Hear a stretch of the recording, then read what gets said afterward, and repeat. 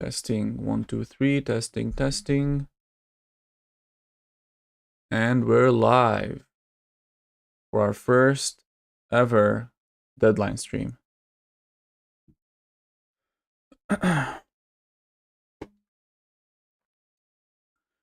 Let's wait for a few viewers, at least one.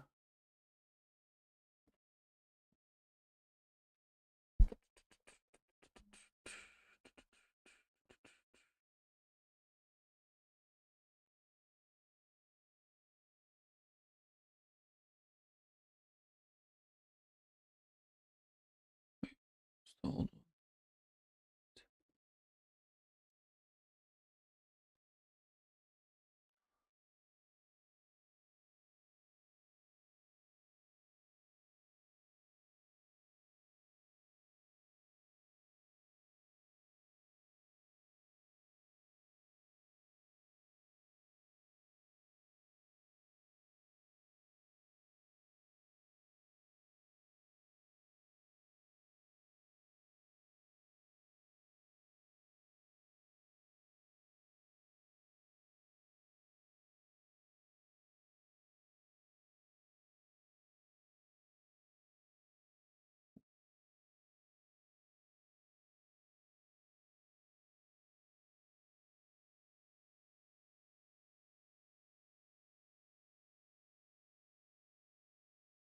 on. Lower the mic a little bit.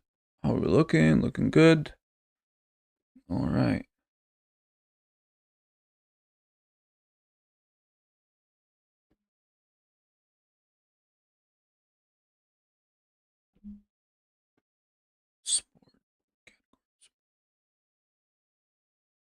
So this is the current team. Definitely not. It goes here. It goes here. Captain Salah.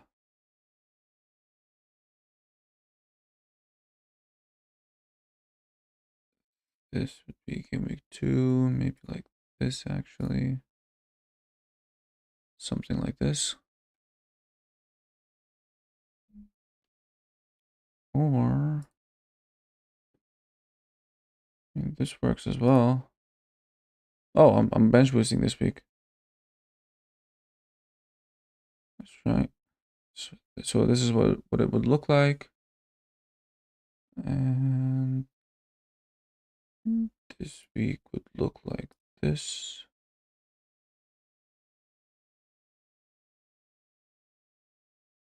Yep. Hopefully Reinders plays though. That'd be problematic if he doesn't. But yeah, that's the current team. Let's wait for a few viewers.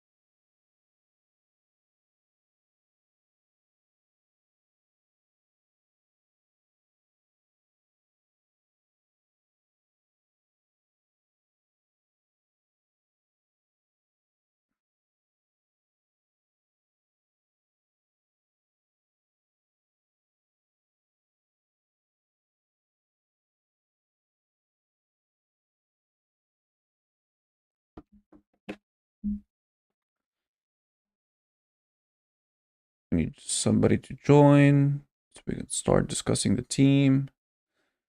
But that's the problem with this type of stream because all the major content creators are live this very second, so it's going to be really, really difficult to get any viewers whatsoever. Let's check. Let's check who's live They should all be live. FPL Mate, FPL Raptor, FPL. Yeah. Oh, he switched back to full crew, this guy. It's interesting.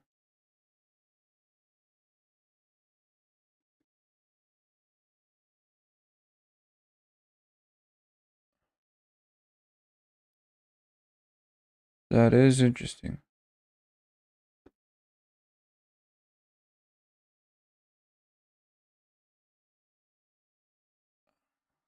Hello, hello.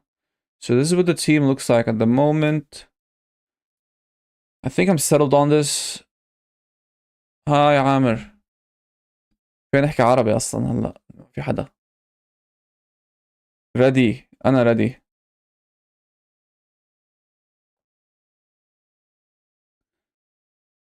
رجعت غيرت دوزبري هول. There's somebody else in the... Somebody else watching. Yeah, so this is the final team.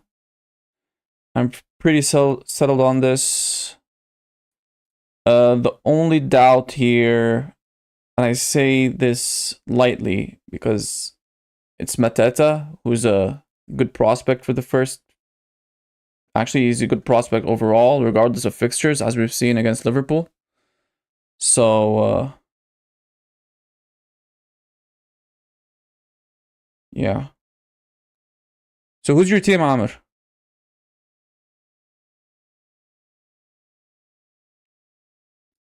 I was going to go for Dewsbury Hall, but I changed my mind at the last second and thought, let me just risk it with Reinders. Defenders Game Week 2. So I'm gonna bench boost Game Week 2. This is what it would look like. So it'll be Nico Williams, Richards, Estev, and then Porro away to City, sure, but I don't think it's the end of the world. He's more of a wing back, so he might get something. Plus, they look good against PSG. And Diouf, home to Chelsea. Gu, hope that's if Gu gets some minutes this week. If he doesn't get any minutes, then I might not bench boost. It's all dependent on Gu. But as it stands, it looks like this. And yeah, I wouldn't use a transfer.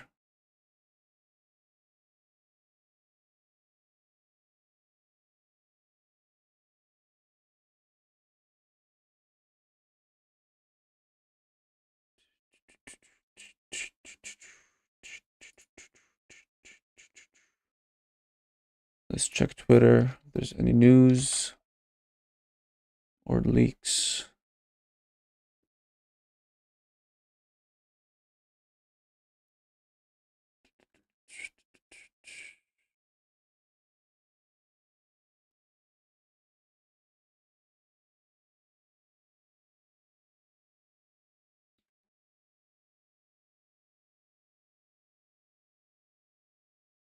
Yeah, no leaks so far. It's too early anyways.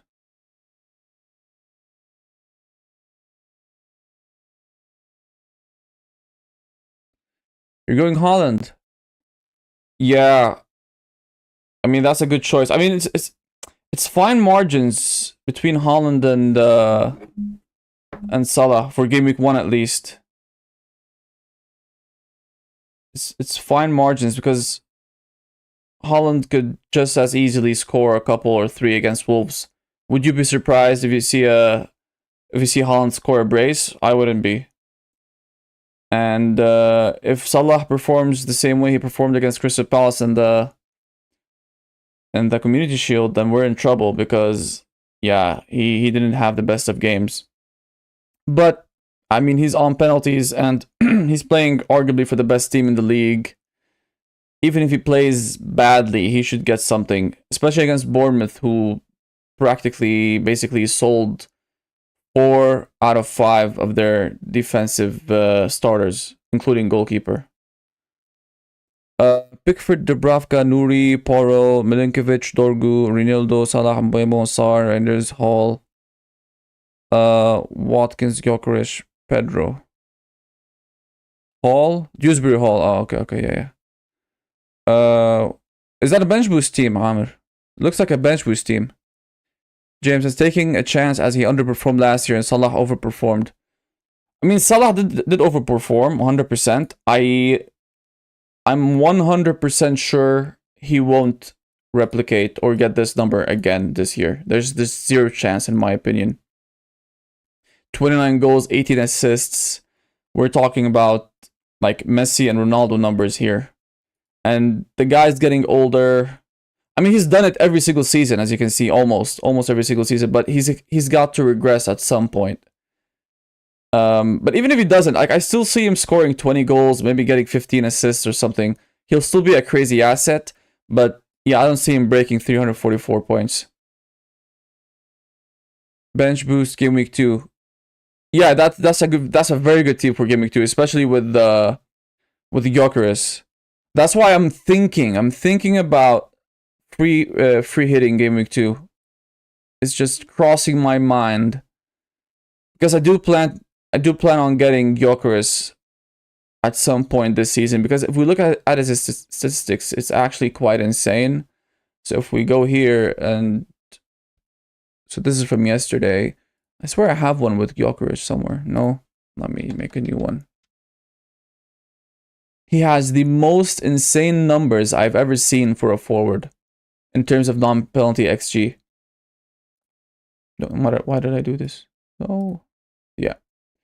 0.92 non-penalty XG per 90. 0.82, 0.92. Nobody even comes close. Maybe even except Haaland. Let's compare him to Haaland. Yeah, JM. Yeah, he used to be around 250 points exactly. So if we go back here, the average should be not even 250. I would say like 240, maybe closer. But yeah, he was just insane last year. He was just insane. But going back to Gyökeres real quick, let's compare him to. I mean, they don't give us all the options, but I'll just do this. I want to compare him to Haaland, so let's do this. Do Haaland. Let's do Wood, Chris Wood. Who else? Let's compare Gyökeres with Haaland and Wood and Isak. So Isak. So let's look at these 4 players for last year. I remember when Haaland first went to City, I doubted him. I wouldn't do the same with Gyökeres. That's why I have him. Yeah, exactly. And I wouldn't doubt Gyökeres, especially if he has penalties. But let's just look at the numbers. And I'm comparing him to Haaland, by the way. Yes, Haaland. If we sort by non-penalty XG plus expected assists, Gyökeres is by far number 1. By far, non-penalty.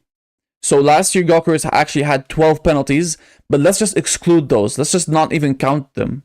He's still the highest by far for non-penalties, XG, and expected assists. Haaland comes in 2nd. And Isak 3rd, Wood 4th. Yeah, Wood overperformed last year. He really overperformed. Like, he had an XG of 13. He scored 20 goals. That's a huge overperformance. I swear the guy, like, every single shot he took was just a goal for some reason. But to add a little bit of a nuance to this, to these statistics, Gyökeres was playing in the Portuguese league, so it is different. Yeah, he has the highest XG, non-penalty XG per 90, but Haaland's playing against Premier League defenders as opposed to Portuguese teams' defenses. Yeah, I'm waiting to see as well for Gyökeres. The reason number 1, I'm a Manchester United fan, so I'm a little bit biased. I really want us to start off with a win. I think we can pull it off, hopefully. So that's the first reason. Second reason, I'm not 100% sure he's gonna start. I'm like 95% sure. Because maybe Havertz starts or something, I'm not sure. Third thing, it would be nice to know if he has penalties or not. But to find that out, that means United might be losing, because that means they conceded a penalty. So hopefully we don't find that out. Another reason is they just have very rough fixtures. But does it matter? I mean, they have United away. Okay, that's the best fixture, game week 2 against Leeds. then Liverpool away, then Forest at home. Forest sit deep, and they're a very tight defense. City, who have all the defenders back, because last year they had loads of injuries at the back. And then Newcastle away, they should practically, sort out their shit by game week 6. So that's 5 difficult fixtures out of 6. JM says, and Holland played only 31 games. Yeah, but this is a per 90 comparison. So it takes that into consideration. So we're looking at per 90 minutes. And by the way, Gyökeres also played only 31 games. So Holland played 30.4. Gyökeres 31.2, so roughly the same. Isak also 30, 31. Chris Wood almost 33. But anyways, these statistics are per 90, and Gyökeres is by far the best numbers-wise. But again, he played in the Portuguese league, not in the Premier League, which is a big difference. But yeah, if we look at game week 7 onwards, because right now I have Watkins. So Watkins has nicer fixtures, especially the Sunderland game, and then Burnley at home. And then maybe I'll wait to get Gyökeres. Definitely not game week 7, because Watkins has the better game. Maybe game week 8. If Spurs are actually defending well, then I'm happy getting rid of Watkins and then getting Gyökeres. Hopefully he wouldn't have risen in price by then. That's the only scary thing. But if he doesn't go up in price, I'm more than happy. And then I'll get Gyökeres for the foreseeable. I don't even care if they play Spurs, Chelsea, or whatever. That's it. I'll just leave him in the team, to be honest. Well, actually, maybe at this point I'll transfer him out again. I'm not sure, because that's when Liverpool and City have so many green fixtures. So I plan to wildcard during game week 13. And yeah, you can see here Liverpool and City have a sea of green. But we're getting ahead of ourselves. Let's just focus on the first game week, which is in 2 hours and a half. That's when the deadline is. I'm just trying to think. Am I missing something? I mean, Verbruggen, I really wanted to get Kelleher. It's just, yeah. We don't have assurances that they're going to start. Dubravka should be starting, but then, I don't know. Let's look at the goalkeepers real quick. I just hate spending 5 million on goalkeeper. Like, where would I even get this 0.5 from? I know Reinders down to Dewsbury Hall works. That solves the issue. Yeah, sure. But I don't want to do that, because I want to take a risk with the City, City players, because they have nice fixtures. And if Reinders has, freedom to roam, if he plays that Gundogan role, I want some of that stuff, some of that action. Imagine seeing him playing like just behind Haaland or something, like he did against Palermo, where he got 2 goals. He almost got a hat-trick, by the way, but he fluffed the last chance. But yeah, it's very difficult to get a 0.5 from this team. I want these 2 price points up front. There's no way I'm changing that, because again, 9. This is to get Gyökeres later on. Hell, even next week, imagine Watkins gets injured. Then it's just one transfer, Watkins to Gyökeres. If that happens, if something happens to him. Same thing with Mateta. I can just move to João Pedro, and below, so I can go Strand Larson, Raúl Jimenez, Sesko. I mean, if Sesko does well, he has Mbuemo on the right, Cunha on the left, and Fernandez behind him. Like, those are the 3 best players to have as a striker. By the way, I joined your team, and I saw from your team that we have both played since 2012. Your numbers are actually much better. I'm the one with a French name. Oh, let me check the league. Oh, I just called it FBL Hassan. Yeah, you're Jack Florence. Yeah, let me check the history. We both started 2012. Yeah, okay. I mean, you might have been like me. I wasn't taking the game that seriously at that point in time. But you have decent finishes. You have wait, where is it? So 300k. That's not bad at all actually. If you consider how many players we have right now.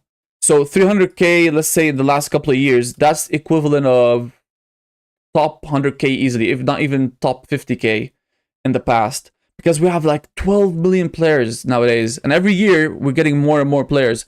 Like, let's look how many we have so far. Oh, yeah, it's right there. 9 million.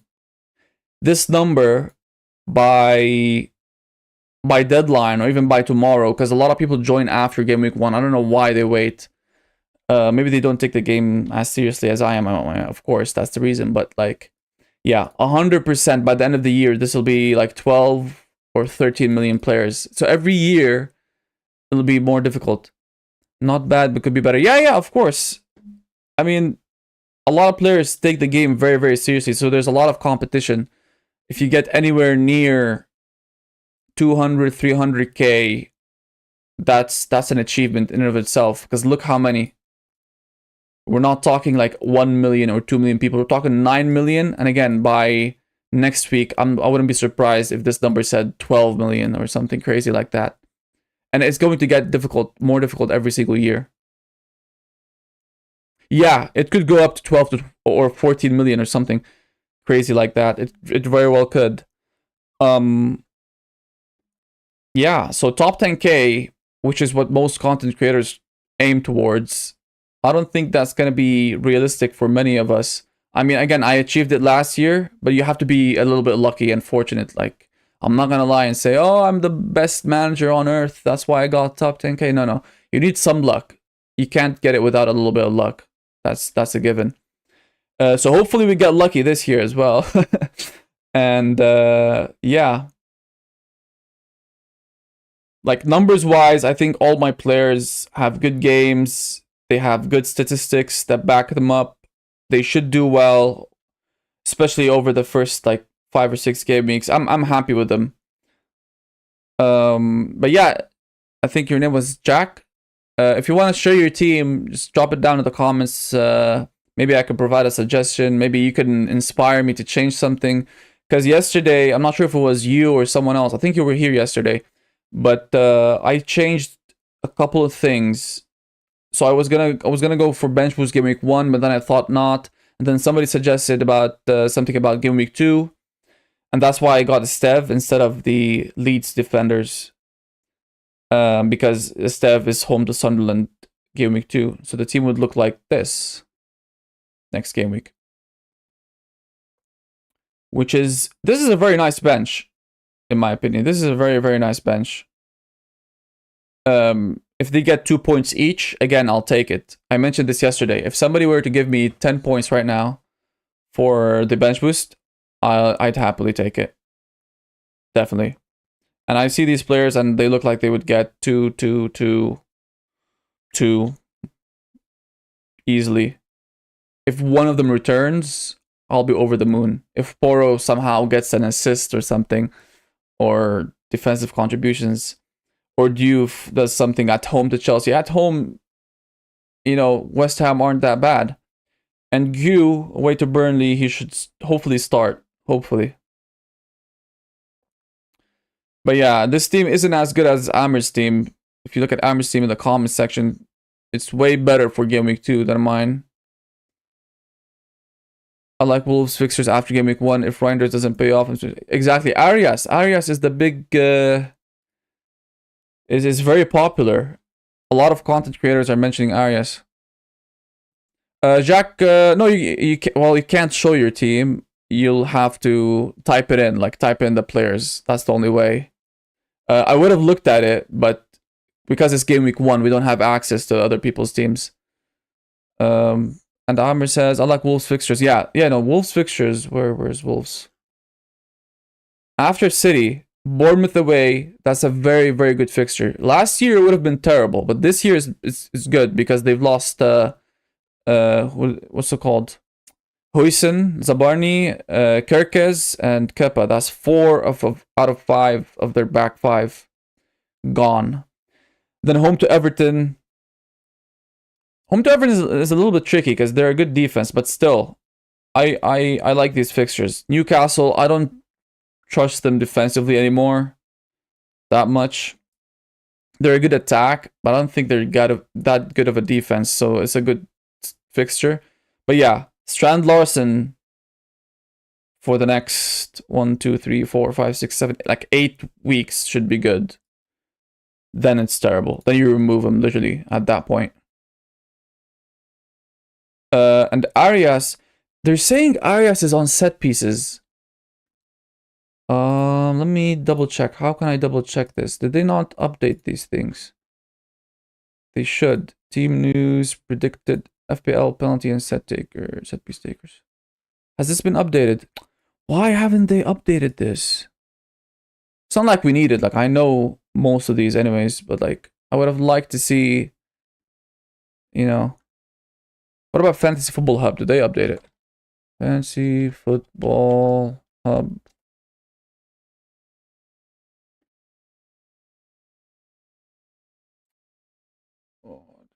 Content. Set piece takers. 1st of July. Oh my god, you guys are so lazy. Oh no, 4th of August. Okay, that's more recent. Okay. Not as recent as I'd like it to be, because that's more than 10 days ago. So Wolves. I mean, he hasn't played with Wolves. He hasn't played for Wolves, I mean. Except in preseason. And I didn't watch them, so I'm not sure if he's on set pieces, but that's what I heard. But let's look at him. Let's look at John Arias, Colombia. How old is he? 27. He's not young.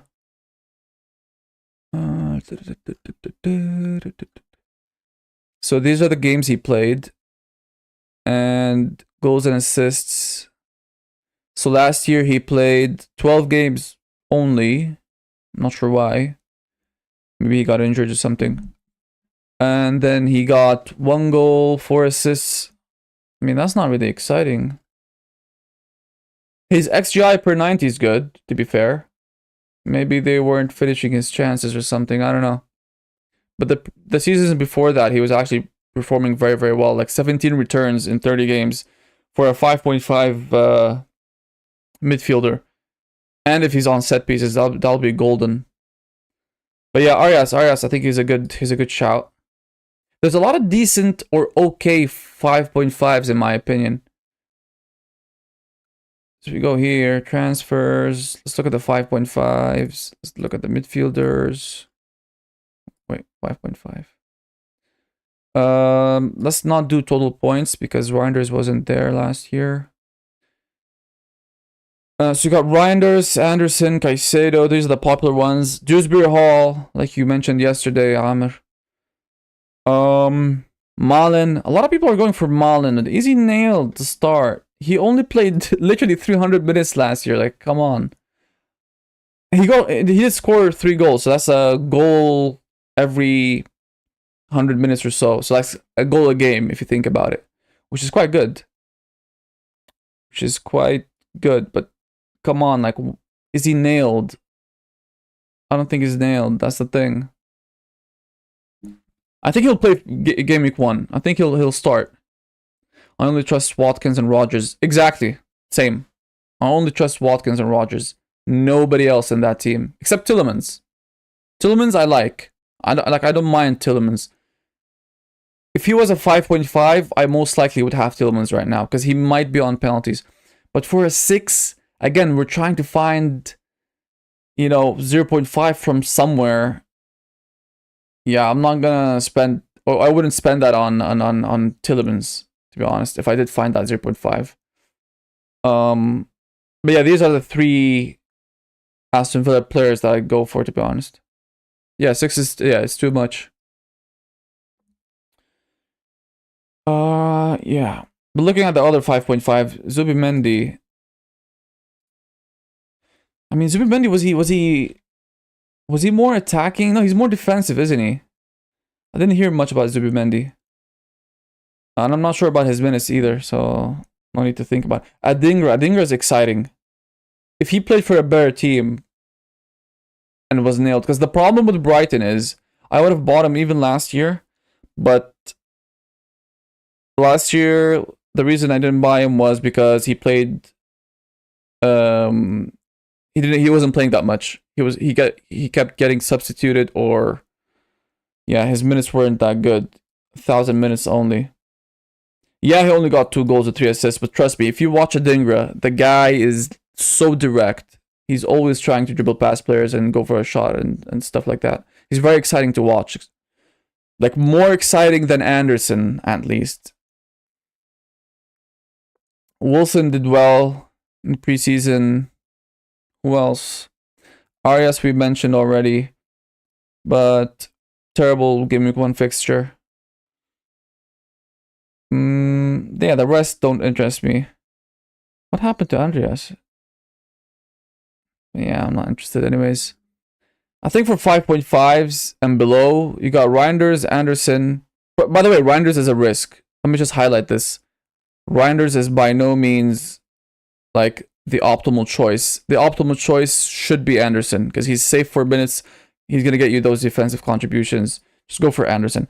But I want some of that Man City stuff, you know, that Man City attack. That's if he plays an attack, which he might, by the way, because Rodri has traveled to Wolves.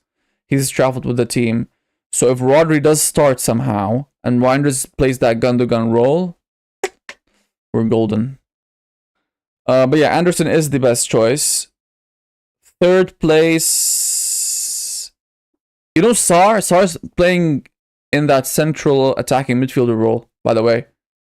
Against PSG, at least. Yes, he's a risk. I like to play that way, and there are decent 5.5 chance. Yeah, exactly.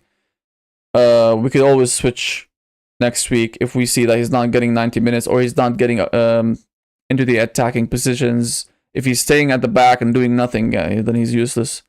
Because he doesn't even get defensive contributions. Like, I looked at his numbers. The guy doesn't tackle, doesn't recover, doesn't do anything.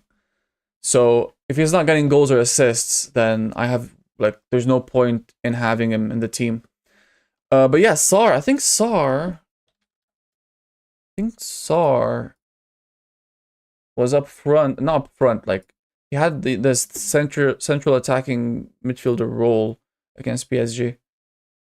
Well, not, yeah, I mean, he was up there, but he took a couple of shots, and he played a little bit forward. If you look at his heat map, I mean, he's not getting into the box, which is a problem, I guess. But again, it's against PSG, it's not against Burnley at home, so. But would I prefer him over Anderson and Reinders? I'm not sure. JM says, so I expect to go with goalkeeper Sanchez, Dubravka, okay. Milinkovic, nice. Van der Ven, Tarkovsky, Diouf, Ronaldo. So Ronaldo's the Sunderland center back. Midfielders, Palmer, Bruno, Reinders, Anderson. Oh, so both. Oh, and Caicedo. Oh, wow. 3 5.5s. That's crazy. Forwards, Watkins, Haaland, and Bowen. Wait. Watkins, Haaland, and Bowen. That's a very beautiful forward line. I'm just checking something. So game week 1, you'd play Sanchez, you'd play Milinkovic, Van de Ven, and Tarkovsky, and Diouf. Who, I mean, you can play all 4 of them. Oh, you're bench boosting 1 or 2, because this looks like a.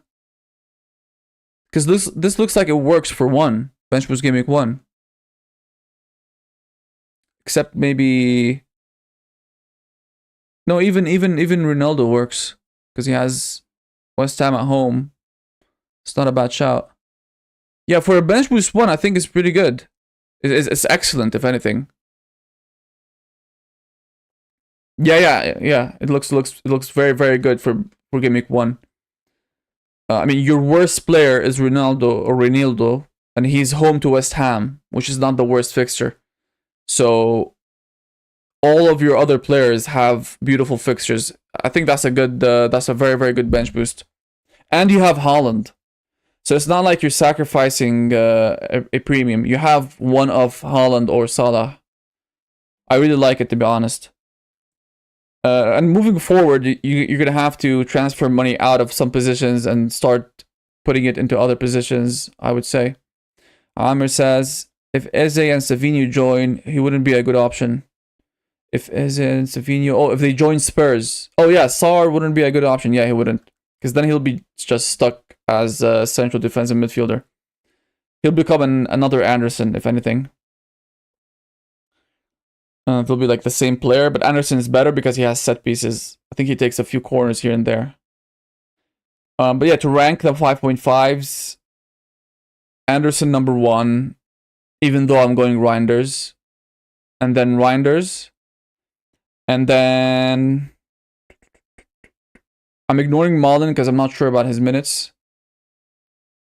And then Dewsbury Hall, maybe. I think in order, Anderson, Reinders, and then Dewsbury Hall. And with Dewsbury Hall, you get to save that $500,000, which is amazing.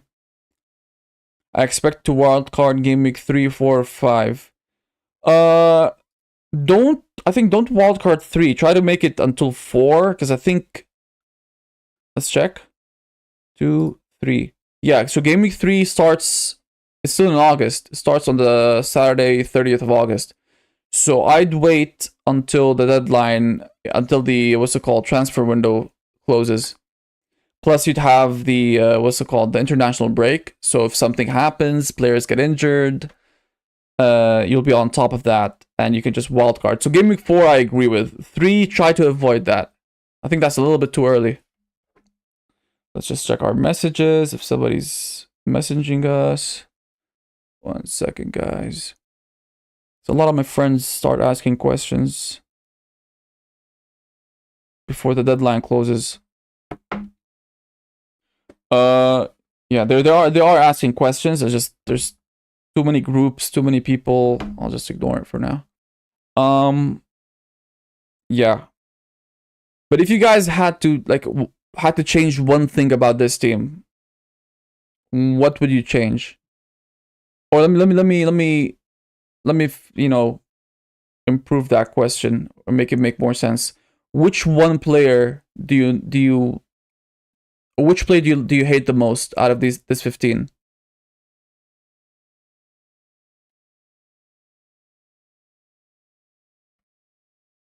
My opinion is, I don't know, I like them all. I swear I like them all. This is the first time not this season, like ever since the game launched, I'm actually happy about all 15 of them.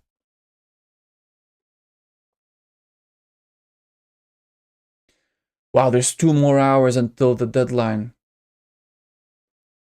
Usually by this time, I'm thinking about a million things. But now I'm pretty settled. Like last year and before, I swear up until the deadline, I was changing players here and there. This is the first time I think playing Fantasy Premier League, I'm set 2 hours before the deadline. Amr says, if you're bench boosting 1... No, I'm not bench boosting 1. I'm bench boosting 2. 2. Because if we go here... So this is my team. This is what the bench would look like. This is not a good bench. Especially with Gu not guaranteed to play. This is the potential bench boost. So it's not that beautiful. It's not that beautiful. But again, I keep mentioning this over and over. I don't want more than 8 points. I mean, it's not like I don't want. I'm happy to take 8 points for a bench boost. So I'm happy with this team. I swear. This is a good 4 bench boost. 4 player bench boost. I also thought a lot about Dewsbury Hall, but wasn't sure and changed him to Caicedo for BB. Yeah, so Dewsbury Hall is a bit tricky. That's the thing. I agree with you. I agree because he's gonna play the first game week. I don't think Grealish is gonna play because he's just joined. And Dewsbury Hall is a very good player, technically. Like, I've watched him with Chelsea, I've watched him with Leicester. He's a very, very good player. But I don't know, yeah, for the first game week, maybe I'll go with Caicedo. Actually, I don't know. It's very close. It's very close. Dewsbury Hall and Caicedo. I might even go for Dewsbury Hall and save that 0.5. Because he is cheaper. If they were both 5.5, yeah, okay, maybe. But he is cheaper, and he should have some set pieces, and he is more attacking. But he is so new. He is so new, yeah. I mean, you gotta take risks. You gotta take risks.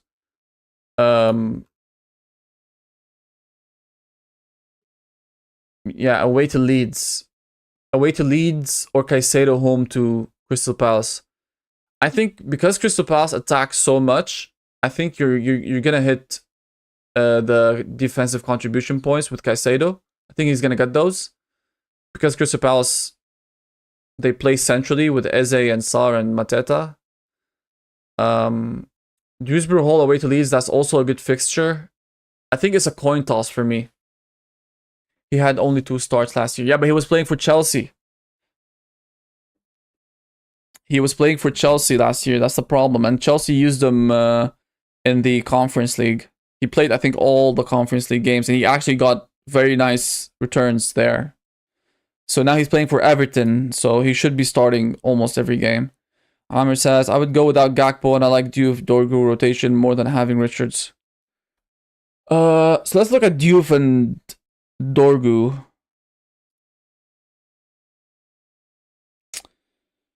Diouf and Dorgu. So Diouf stays, but you're saying Dorgu instead of Richards. I can see why. So I wouldn't start with Dorgu either.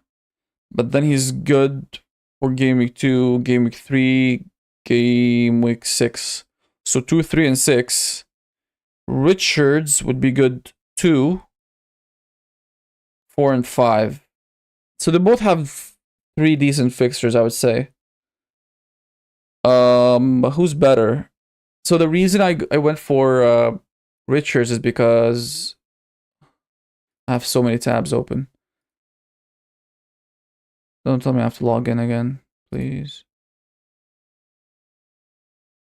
Yeah, I have to log in again. Let me just log in real quick here.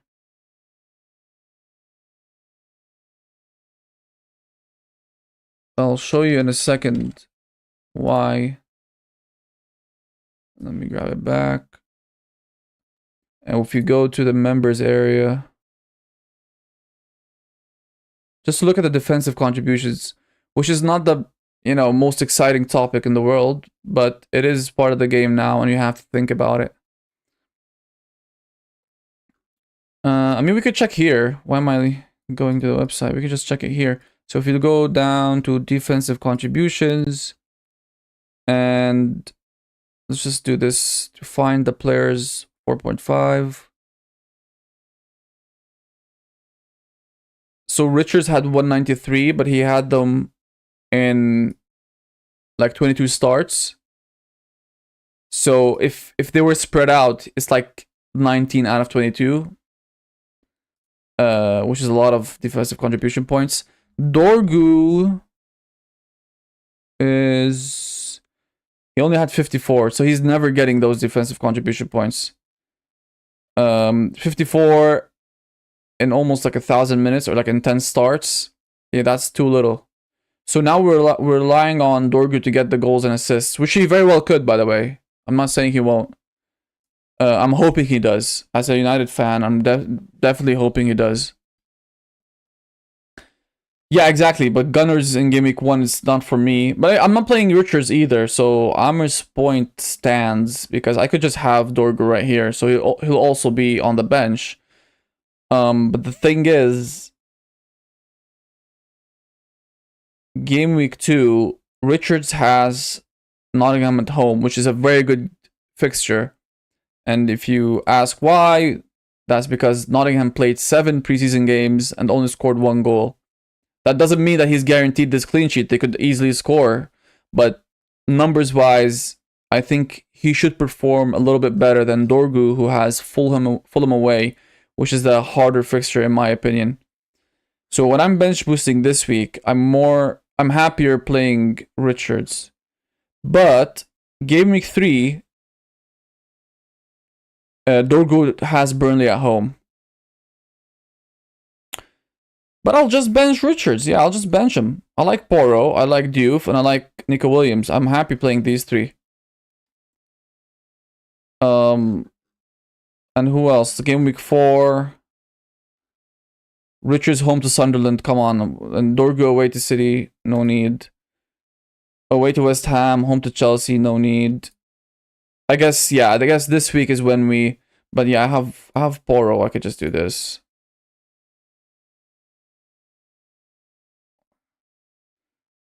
Yeah, I'll just do this. Wait, why is Anderson there? What the hell happened?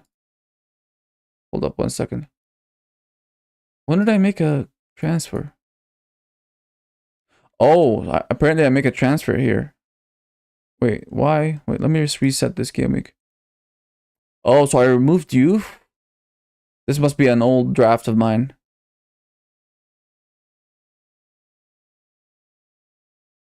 I don't mind having Diouf against Spurs, to be fair. I don't mind him. But, yeah, I'd probably do something like this. And I haven't used a transfer at that point. And if you do this... Again, reset the game week. Oh, so Reinders is away to Arsenal. I mean, at this point, I think I'm planning too far ahead. At this point, I would 100% use a transfer somewhere. So I don't want to look at game week 5 already. Let's just look at game week 1 and 2. That's more than enough. No need to stretch it that far. But yeah, I think Dorgu and Richards, I think both are correct choices to have. I wouldn't put it past both to do well the first 6 game weeks. And you mentioned something about Gakpo. I mean, I get your point. If Isak comes, then Gakpo's in a little bit of danger. But with that said, Isak's not with the team yet, so Gakpo's guaranteed to play on the left wing, and his numbers look almost exactly the same as Wirtz's numbers, and he plays for the best team in the league. I mean, who else? Who else do I get? Let's say you remove Gakpo. I have a feeling you're gonna say Rodgers. Like, who would you replace Gakpo with? What's going on here? Let's close it. Because if I go to transfers, let's say I remove Gakpo. That, by the way, would let me get Sells. And then I'll have 7 million, which is quite a lot of money.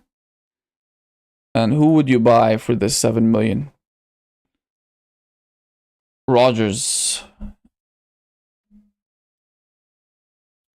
Rodgers, or wait, let's go midfielders.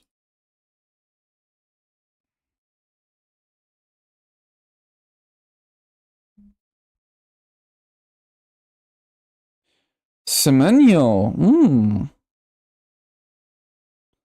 Semenyo. Sar. I love Sar. But 3 Crystal Palace. Because if I get Sar, I get another 0.5. No, Rodgers should be fine. I think, so let me just check Twitter. I think Rodgers is fine. Here, let's Google it.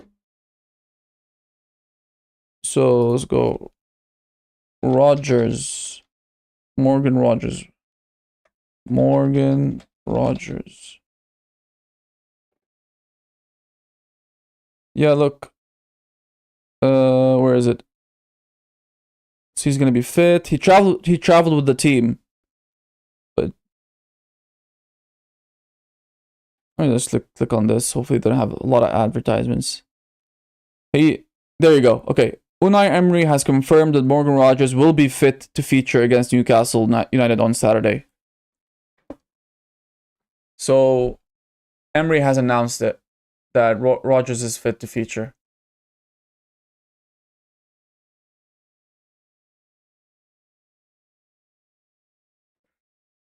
I'm trying to find the exact quote.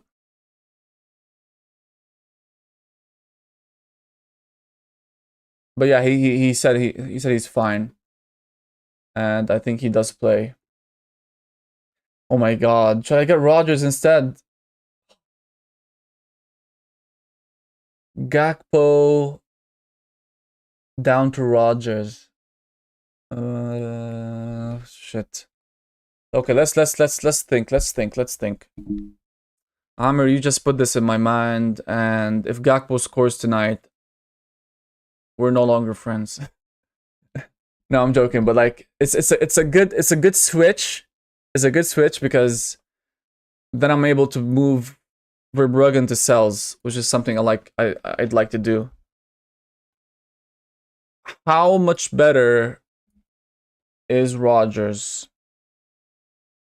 Is he better than Gakpo? Is Rogers better than... Oh, is he equal to Gakpo? It doesn't have to be better. If he gets the same points, I'm more than happy. How do we check this? I mean, let's just look at the numbers just real quick. I always look at the expected goals and assists per 90. Maybe I overdo it. Maybe some people say, okay, this is a little bit excessive when I obsess over the stats, but you gotta go for the stats, you know. You gotta pay attention to the stats. So he had 8 goals, 10 assists in 34 games with a non-penalty XG of 0.42. That's very good. That's very, very good. I personally don't like double ups in attack unless the team is on fire and doing really well. But they are doing really well. They are. Let's close these. I have so many tabs open. What is this? Nottingham Forest. So if we look at Aston Villa's preseason, see, now I'm trying to convince myself to go for Rodgers. Look at what you've done to me. I don't know what happened these 2 games. Wait, who was playing these games?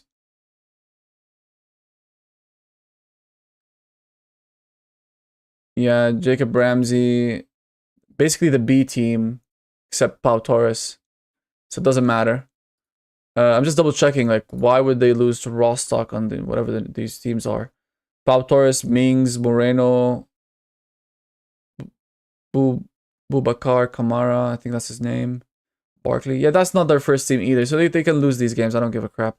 Frankfurt, who played against Frankfurt? Watkins, Buendia. Stats.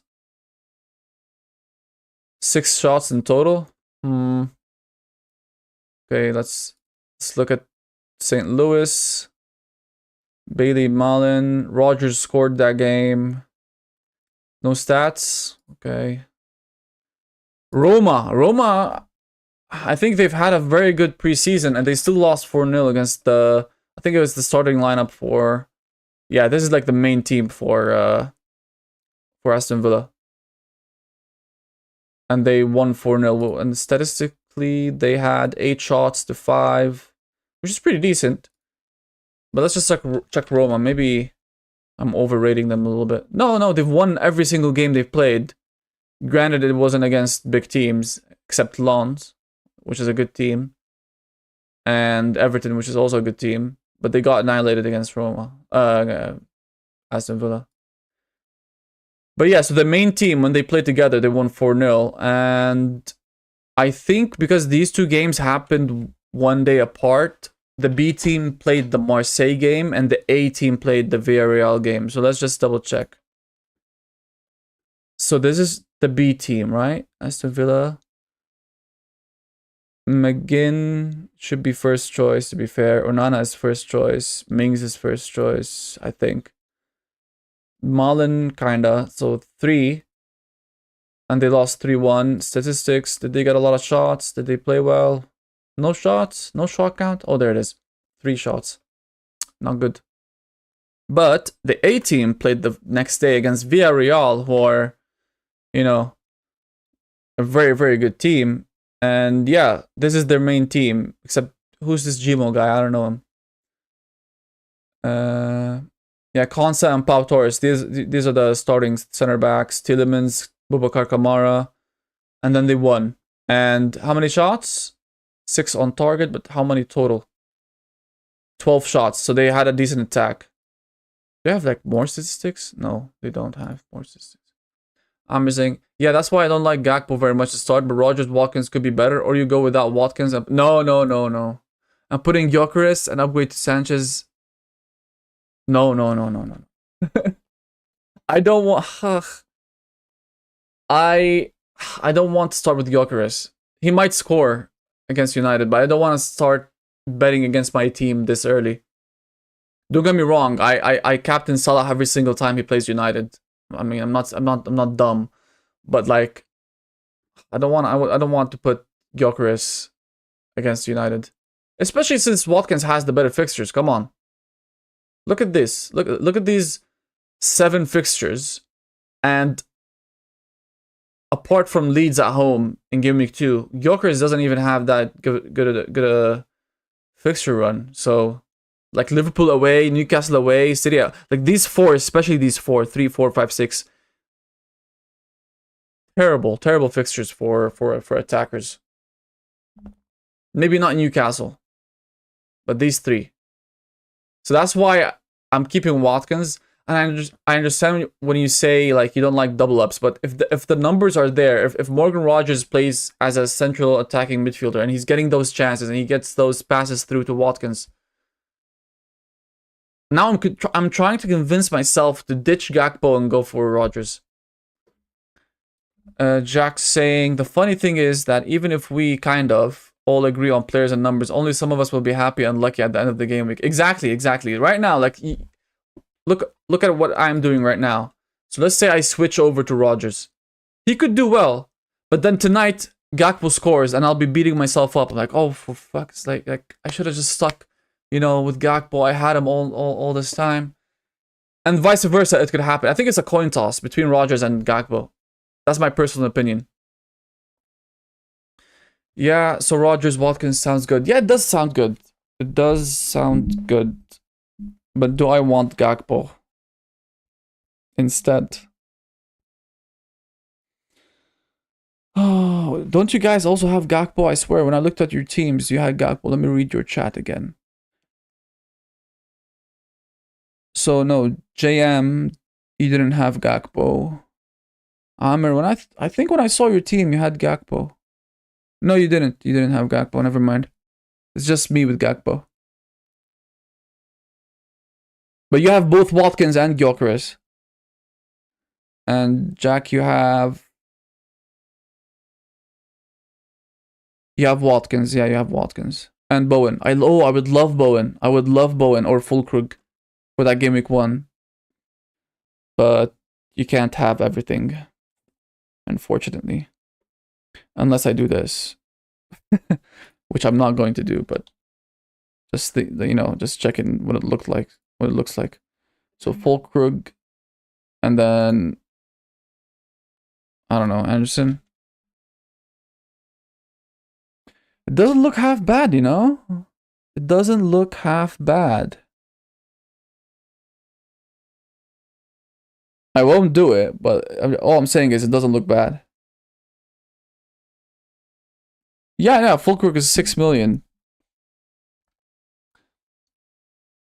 Then I can also almost bench boost Game Week 1 if I switch Steph back to Rodon or some Leeds player. I don't mind playing Richards away to Chelsea, by the way.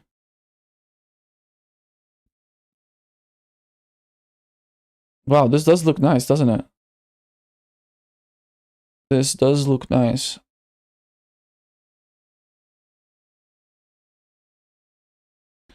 And that way I can see if Reinders plays well or if he doesn't, then I can just bench him the next game week. And if he does play well, I'll just play him instead of Anderson.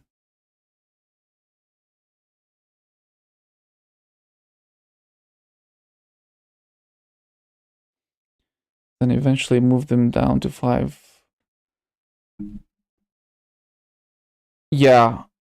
That's one option that you're making me think of right now when I wasn't planning to think of any options.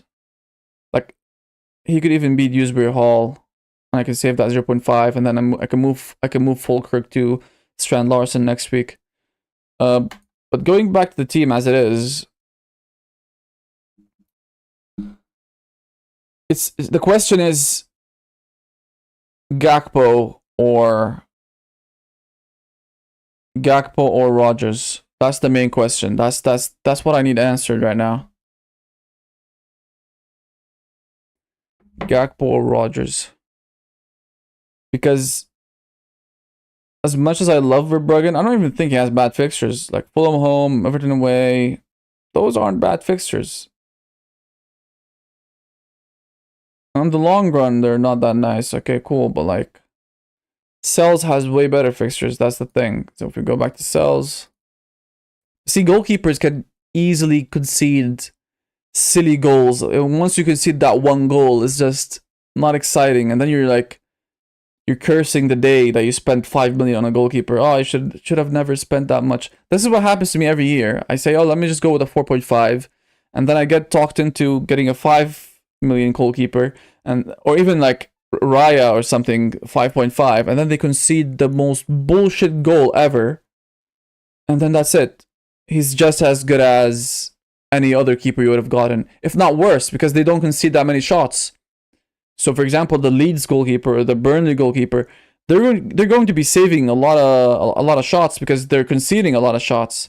So, if anything, if you think about it,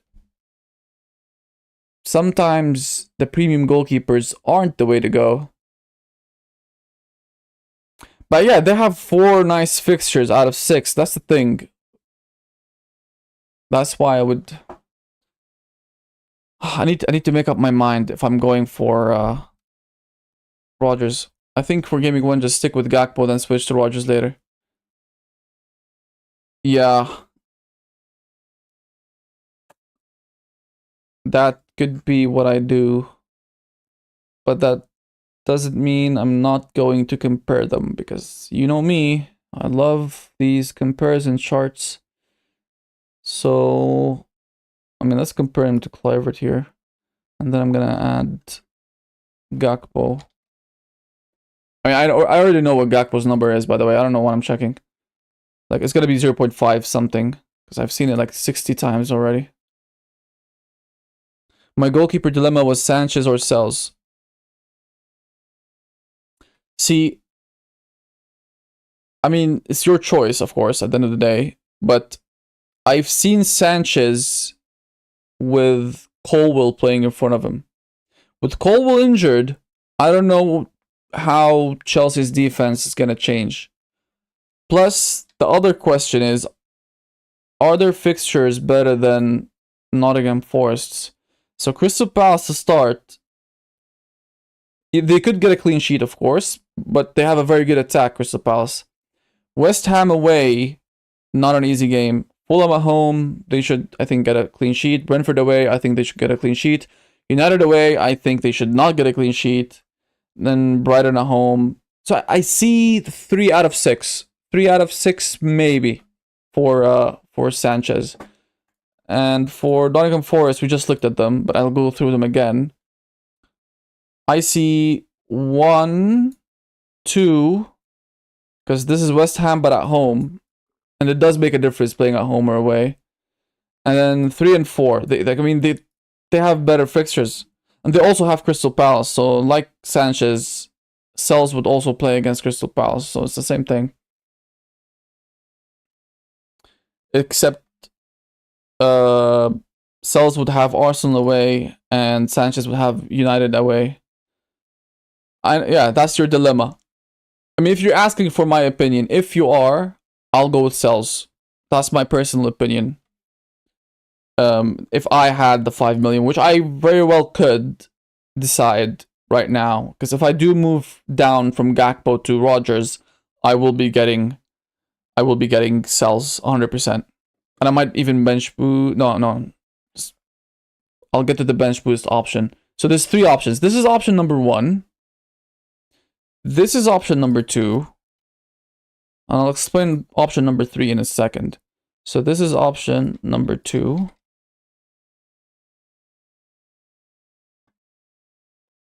And let's look at the player comparison.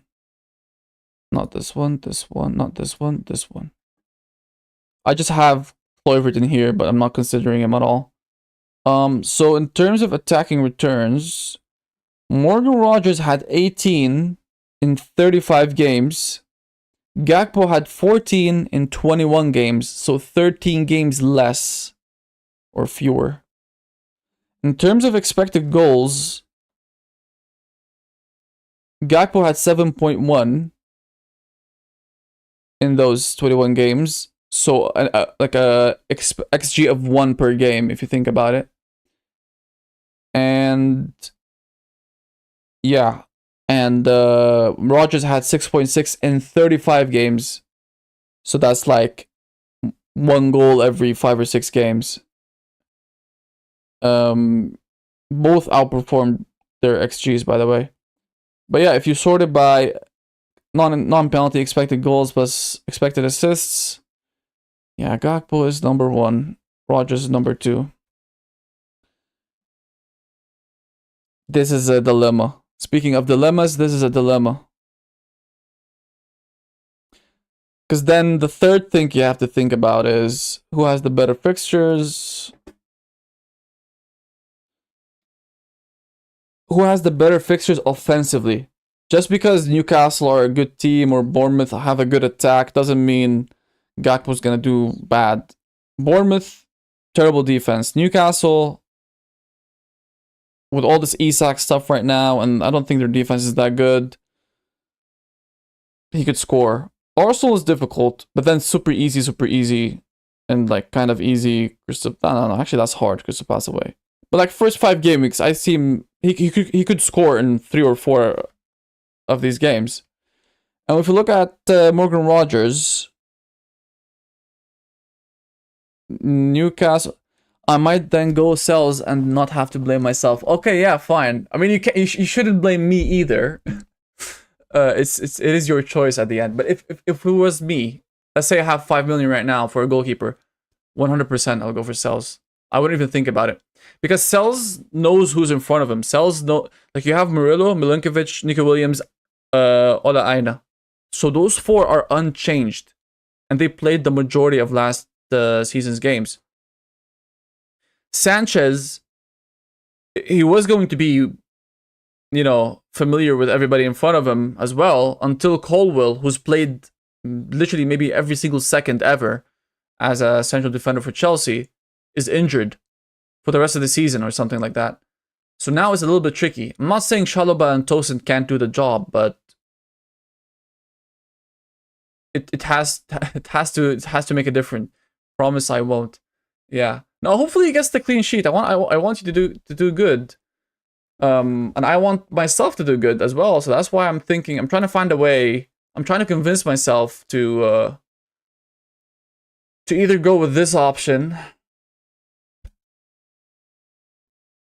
And option number 3, because I told you guys there's a third option. Option number 3 is this.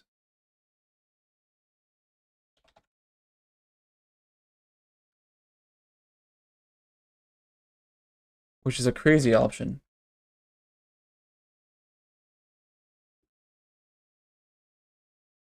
What's his name?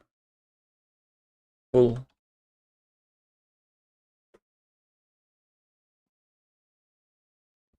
So this is option number 3. This is a bench boost game week 1.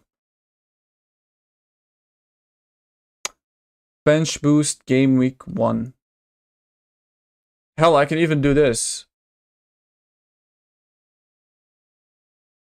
And then save 0.5, and then next week just get Strand Larson. But I don't like Strand Larson, that's the thing. Even though he has nice fixtures. Or should I? Should I?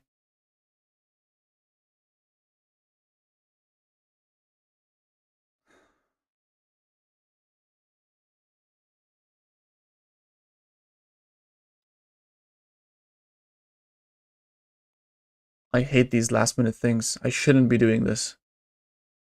I shouldn't be doing this.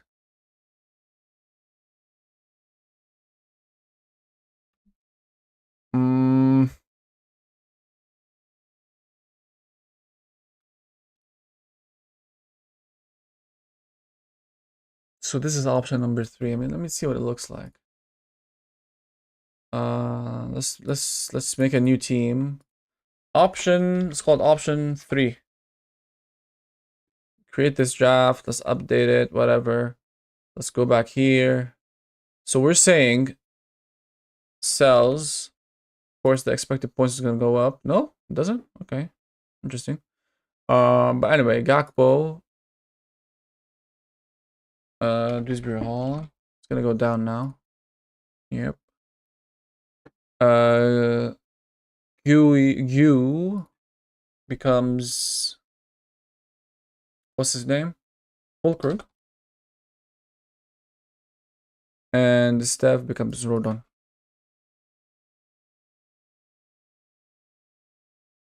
And bench boost. And then next week would become, let's reset this week. So this week would become, or would look like this. Which is also a good team, by the way. Now that I think about it. It's also a decent team. But I think I'd do this instead. I'd do this, and then, hell, maybe even this. For Gameweek 1, should I do bench boost? What is the best draft for it? Well, I'm doing a draft right now, actually, for the bench boost Gameweek 1. I'll show you in a second. I'm just trying to think here. Would you do? I might do this. I don't know. So yeah, I'm thinking if I were to bench boost Gameweek 1, I might do something like this. So Dubravka away to Spurs. I mean, Richards you can change to someone else for Gameweek 1.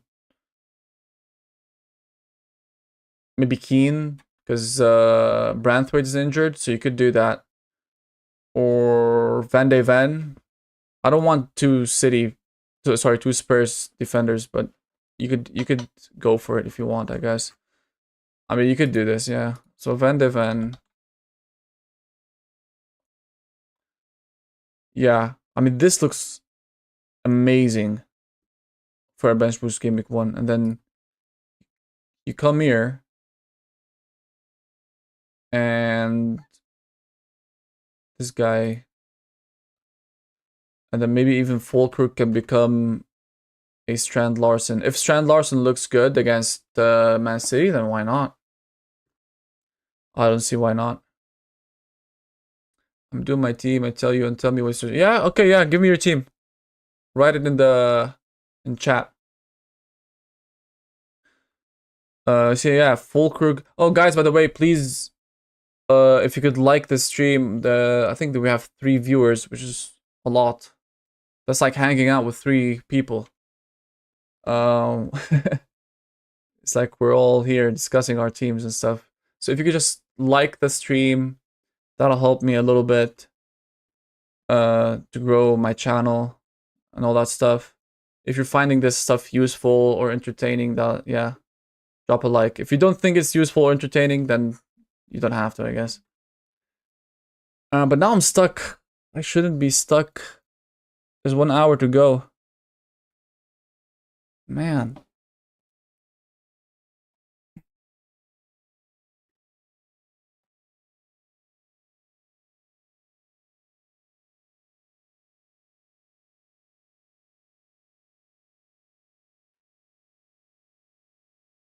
Oh, thanks, Jack. I really appreciate it. He says the channel deserves to grow.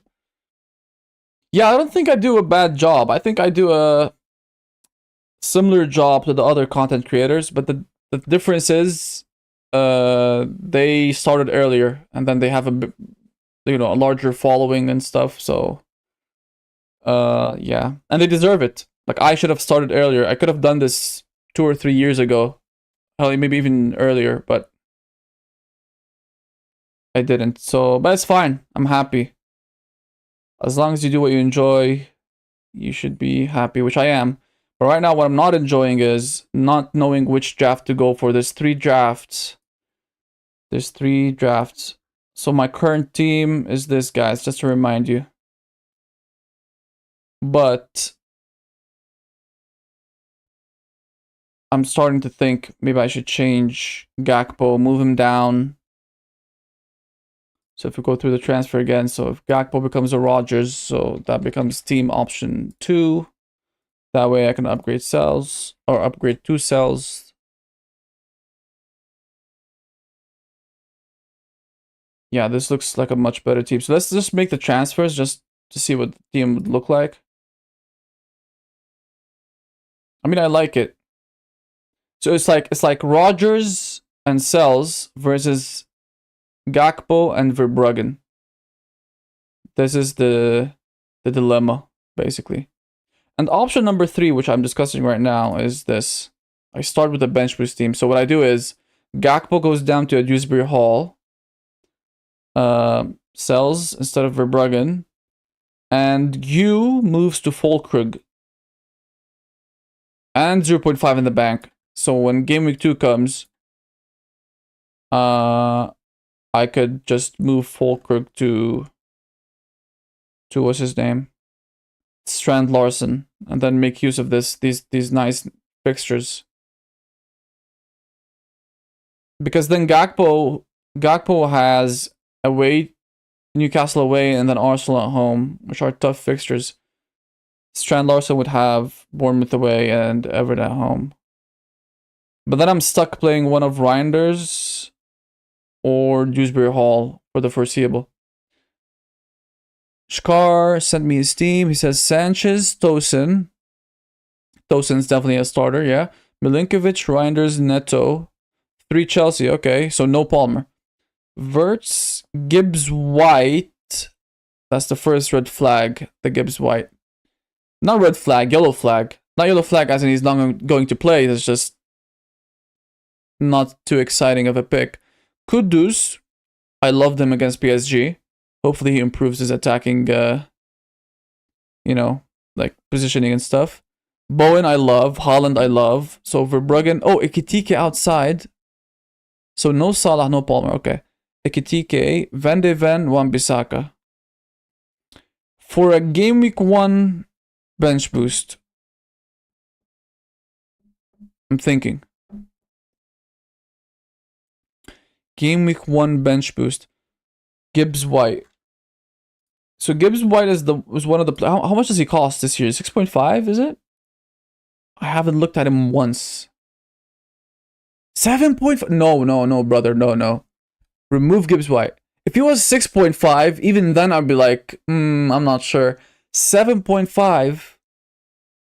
That's quite a lot of money, brother. That's a lot of money for a midfielder. You can get Gakpo for 7.5. Like, how many attacking returns does Gibbs White get anyways?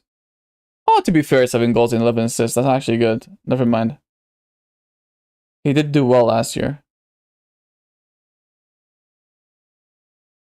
Well, it is time for me to go and make some food for them. Oh, nice. So good luck with Game Week 1. Yeah, good luck, Jack. Good luck. And enjoy the meal with the family. See you later, brother. Shkar. I take back what I said about Gibbs White. I mean, I know last year he performed very well. I just didn't remember that he actually got 7 goals and 11 assists. That's actually kind of impressive.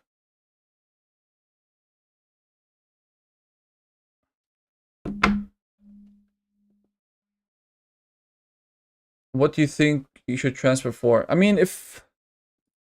Now I feel bad for saying it's a bad choice. Actually keep him. Because I thought he did a little bit worse last year, but he's not that bad. And he has good fixtures. But for 7.5, that's the thing. You have Gakpo, who just has like a higher XG. That's the thing. But is Gibbs White on set pieces? Because I think he was or is. So let me just go here. So if we go team news.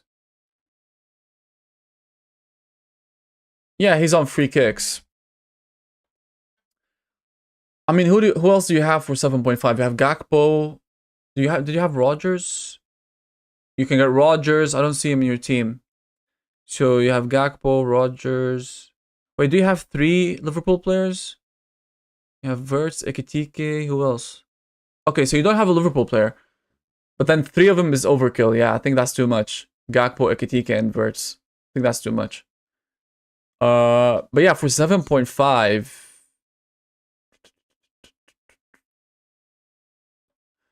I don't know. Maybe go Anderson and save the 2 million, and they can spend it elsewhere. But you have to think about the game weeks looking forward. That's the thing. You have to pay attention to the other game weeks. You can't just focus on game week 1 just for the bench boost, because the bench boost is the least important chips out of all the 3 chips. Like bench boost and triple captain are the least important. The most important 2 are wild card and free hit. That's what you should be focusing on. So you shouldn't really have a lot of money in a lot of positions, because what you're doing right now is, yes, you have an amazing team, but then for the next 3, 4, 5 game weeks, you're going to be spending transfers, dropping players, or moving players downwards to free up some money so you can invest it in the first team. And that's a viable plan, I guess. But I wouldn't be too excited about it. That's the thing. Because I don't want to book transfers ahead of time. I might book 1 transfer, but like you might need to book 3 or 4 transfers. Because Tosin is not always guaranteed to start, for example. He is this week, of course. And you're gonna be stuck, thinking about who to play every week, because all 15 players are viable, which is not a bad thing, by the way. I mean that's fine. You could just swap them around. I'm still looking at the team sheet that you provided. It's good. In my opinion, it's good. I find no fault in it. It's just about whether you're booking transfers ahead of time or not. If you're booking transfers, then it's a little bit tricky for me. But as it is, and if you know how to swap them around and you have a plan of who to play when, then it's very good. It looks golden. Oh,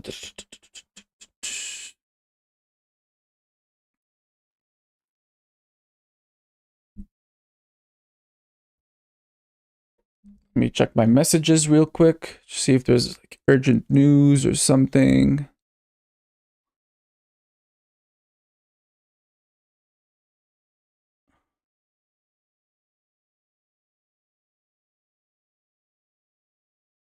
My wife is sending me messages, so I have to reply. Oh my god, I'm sending a voice note. No, okay. Who else? Nottingham Forest have agreed personal terms with Douglas Luiz. What? That's big. That's good for their defensive prospects. But that's bad for Anderson, no? Isn't that bad for Anderson if they get Douglas Luiz? That's actually not good for Anderson, because they both play in the same position.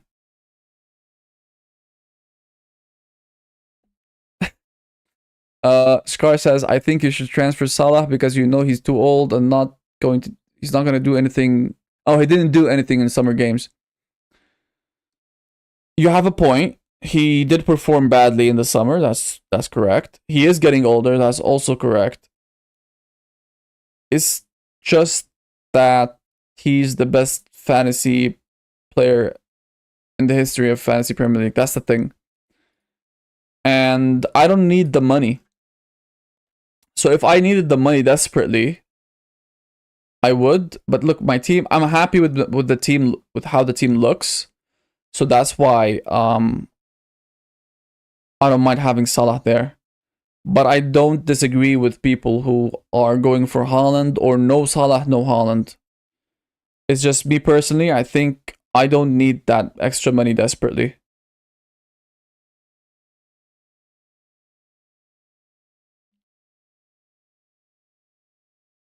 Oh my god, see, this was 8.9 million literally 30 minutes ago. So now 150 or 167,000 people just joined.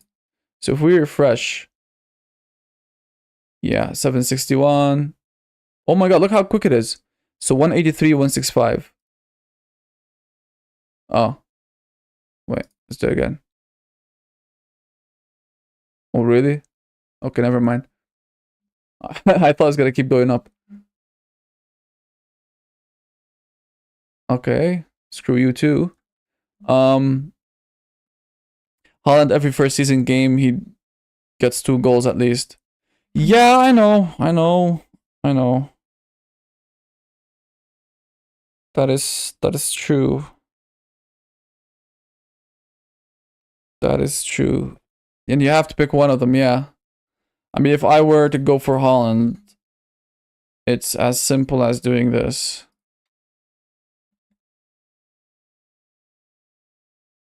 Minus 9.5. 5. Then you have to get Dewsbury Hall, which is fine. You could just play 3-4-3 or whatever.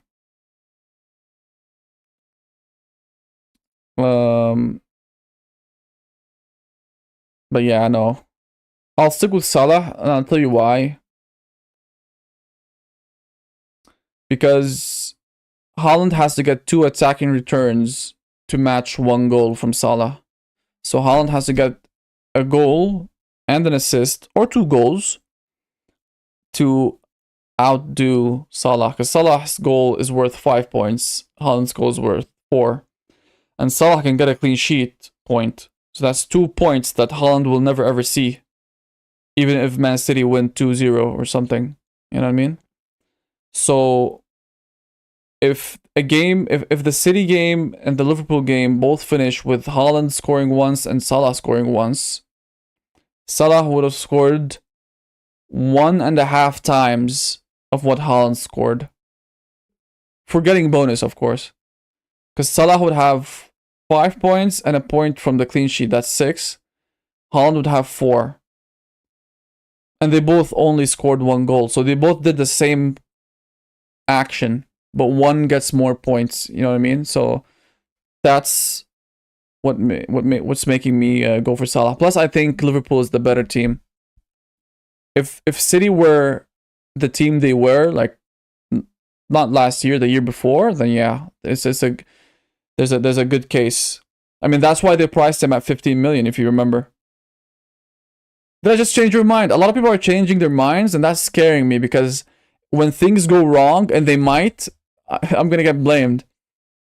I think Jack was gonna go for Sanchez, but he switched over to Sells. And you're switching back to Salah. All because I mentioned this extra point thing. Which is it's a fact. Listen, it's a fact. It's not even an opinion. I'm just telling you the facts, and you're using these facts to make a, good judgment. I say, in my opinion, is a good judgment to go with Salah. Oh, I mean, with that being said, Amr, you really started. This thought process of mine, where now I'm thinking about ditching Gakpo and going for Rodgers, because then I can afford Sells. But then that led to my third option, which I'm thinking of, which is this.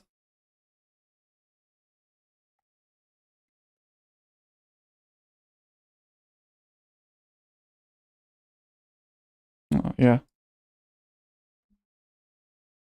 Because then I can bench boost Gameweek 1. Well, like this, maybe. Then I can bench boost Gameweek 1. Even though Dewsbury Hall is playing against Rodon, I don't really care. And then 0.5 I have outside. I can just use for Fulkirk to Strand Larson. Oh, yeah. Watkins outscored Haaland. That's correct. So if we look at Watkins, 186. Did he also, like, pass 2 seasons? I know he beat him last season. Did he beat him the season before as well? 181, 217. Wait, 181, 217. Watkins, 186, 228. Oh, yeah. He did beat him. I can't believe it. He beat him that year as well? I swear that was the year that Haaland scored like 1 million goals. How did he beat him? 27 goals. Wait, what did Watkins get? Oh, 18 assists. Okay. I was wondering why or how.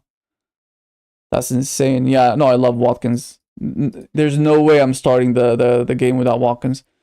I don't think Mateta will do anything. I like this, Shkar. I like that you're challenging my every pick. That's good because I need to be challenged, in my opinion. I think you're doing the right thing. Amir, you think this looks better?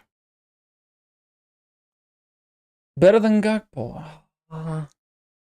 You know, I might end the stream early just to focus on this 100%. Because I'm starting to get a backache from this stupid chair. Oh my god, what a big decision. What a big decision. So, if I do this, so this is the team. No, this is the team for bench boost game week 1. It looked like this. It's a very good team. But I actually look like this technically because then Dewsbury Hall would have been on my bench. And last season Watkins was rotated as a lot as well. So let's see. I know that for a fact. Yeah, 31. Yeah, exactly. 31 starts. But Haaland got injured most of the season as well. Let's give him some. Oh no, 31 starts as well. 2,700 minutes. So 2,700, 2,500 compared to Watkins. 2,500. So equal to Haaland. Okay, here he played way more games. He played like 5 or 6 more games. But come on, he's playing for Aston Villa and Haaland was playing for Man City, and Haaland had De Bruyne and everybody helping him out. So, you know, Watkins is a beast. I wish he played for United, but he's older now. He's 29, so this year he'll be 30. But yeah, we have Sesko. Sesko, I'm really excited about. Sesko has a lower XG, but the thing is, he's a very good finisher if he gets the chance. And he's 190 something centimeters. And imagine you were playing up front with Mbeumo, Cunha, and Mbeumo, Cunha, and Fernandes behind you. Come on. You're gonna score loads of goals. You have better bench options with was Dewsbury Hall and Fulbrook. Yeah, you're right. So if I go through with this, it would be like, oops, I just hit the mic. So let's just do this. I mean, you know what I'm scared of? I'm scared of the game crashing or something, and then I'm like, I can't change my mind anymore. But to be fair, it's not the end of the world if this is the final team I settle on. But yeah. So let's just think about it. Let's say play bench boost. And Richards could become Van de Ven, so don't focus too much on Richards. Let's say Van de Ven home to Burnley, Rodon home to. Actually, this would be the bench. So Dewsbury Hall against Rodon, Burnley, Dubravka. So I'd have 2 players playing against each other, Van de Ven and Dubravka, and then Rodon and Dewsbury Hall, which is fine. Versus, let me just update this draft. Let's load this again. Versus this bench. City away, Gue Burnley away, Juve Chelsea at home, Verbruggen, Everton away.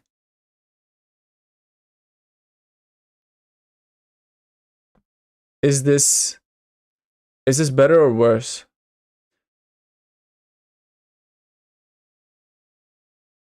So let's look at what the team would look like. Let's say if I go through with this option again. Okay, and let's see game week 2. So this would be game week 2. By the way, like I really wouldn't mind having Richards because he has the best defensive contribution points out of the 4.5s. So let's just have Richards. I swear I don't mind playing against Chelsea away. It's really not a big deal. Then this week it would look like this, and I guess I'd do this. Would I bench both Sells and Nico Williams? By the way, if anything, bench boost game week 2 would look better. Wait, hold up. Hold up.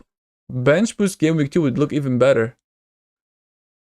If you think about it. So let's say I don't bench boost this game week, which is crazy. And let's say I bench boost this game week. Oh, but let's switch Rodon then. Let's do Stev. Let's go back to Stev. There's Stev. And then let's do this.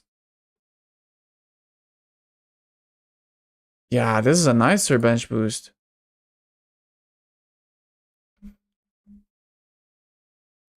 You is a wait and see for me. He might not even start game week 1. He's not. I don't think he's starting game week 1. But the hope is he gets some minutes. If he gets some minutes, that'll be very good. Because then you're sure more or less that he might start game week 2. But even then, he might not. I think what would happen is, let's say they're playing against West Ham, and then let's say they don't score. The manager will have to try something else game week 2. So I would think that they would try playing you game week 2. But if they play against West Ham and then Mayenda scores and they have a very nice game and they maybe even win the game, then that's bad for you because then the manager has more trust in the forwards that he picked for game week 1 for the first match. So it all comes back to how the manager feels about his starting lineup. Whereas if I do this, then yeah, then I have more options and I don't have to rely on you. But tell you what, I think I'm gonna end the stream right there. Not because I'm not having fun. I'm having so much fun. Thing is, my back is killing me. And yeah, Sanchez for sells maybe. We just had this discussion. Sanchez for sells.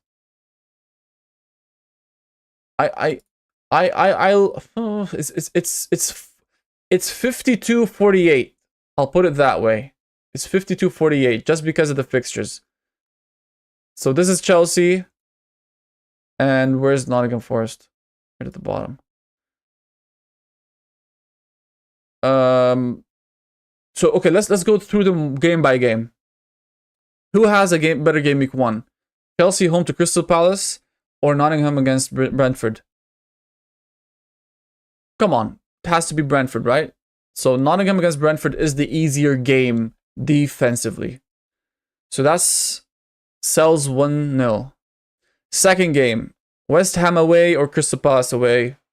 Sanchez gets the point there. So that's 1-1. Third game, Chelsea at home to Fulham. Forest at home to West Ham. I think this it's a coin toss. Both teams could concede, I guess. So there's still 1-1. Or let's say 2-2. Third game, you have Brentford away. Arsenal away. Sorry, fourth game.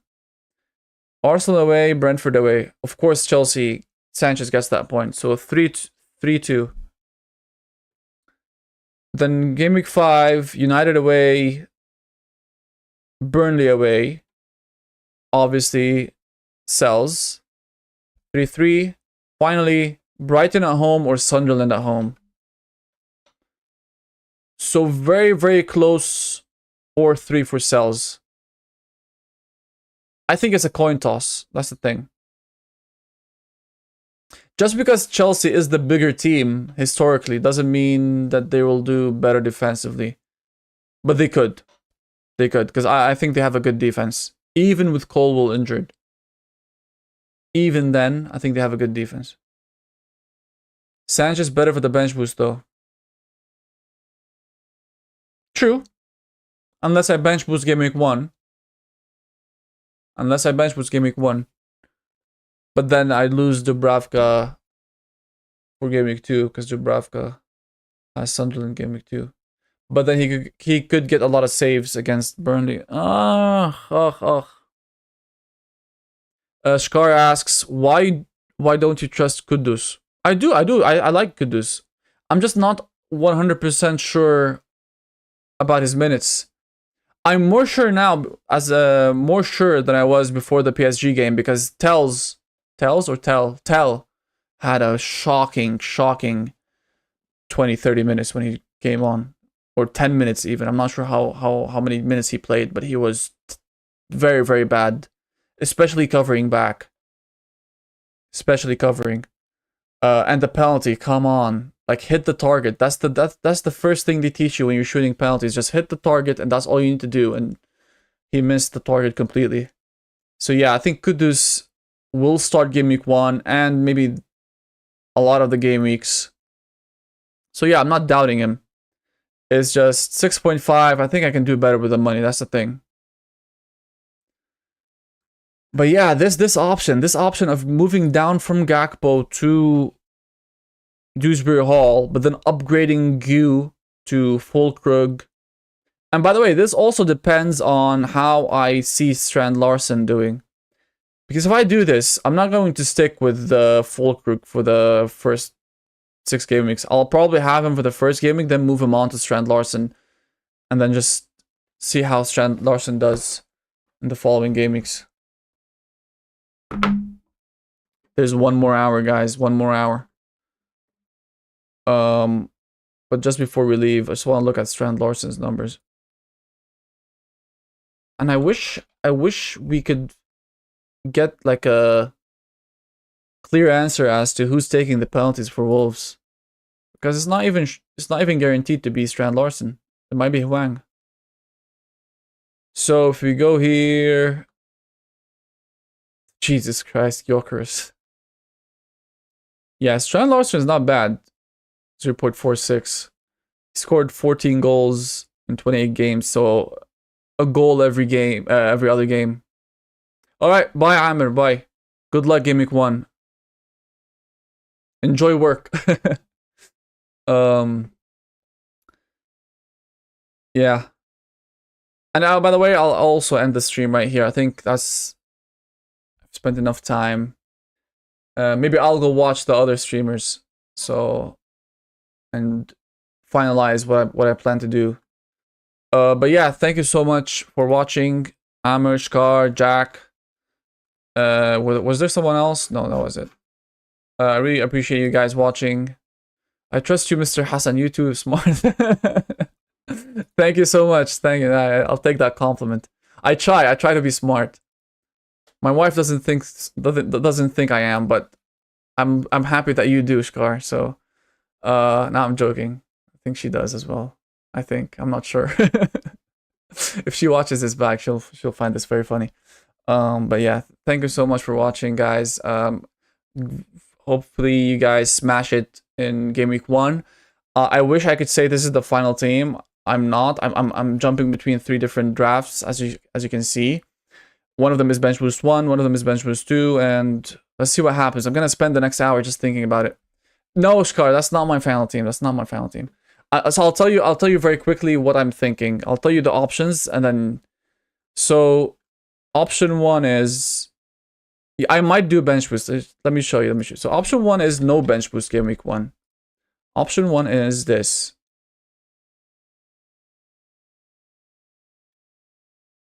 Oops. Option 1 is this. And why is there 0.5? What am I missing? Oh, cells. This is option 1.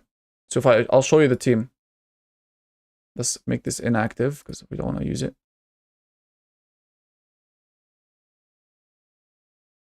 You want my final decision? I can't. I need to, I'm gonna end the stream and then go think about it. That's the thing. But I'm 99% going to bench boost either 1 or 2. I'm not going to leave it for later. So this is option 1. So this is no bench boost. No bench boost game week 1. This is bench boost game week 2. Because game week 2, Dubravka has Sunderland. Gu should play. Esteve has Sunderland.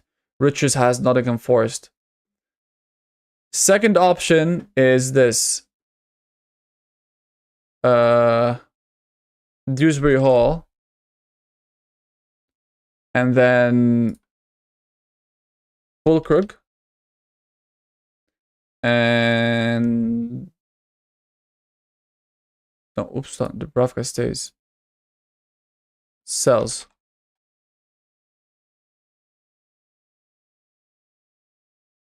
Yeah. 10 minutes? What do you mean 10 minutes? There's an hour left. 10 minutes before deadline go live. I like the way you think. There's more than 10 minutes. Don't make me panic. Sells. Yeah, there you go. So this is option 2. I don't mind confirming because I like both of these options equally. But technically I shouldn't be confirming. And this is what it would look like. So I'll show you what the team would look like if I bench boost.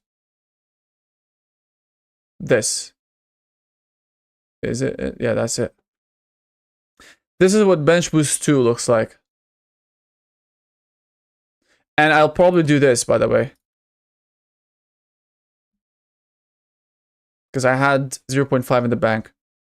So Gameweek 1 would look like this. This would be my bench. Probably like in this order. Let me update the team. So this is Gameweek 1. Wait, what? I'm missing a defender. 1 second. Yeah, and this is Gameweek 2. And bench boost.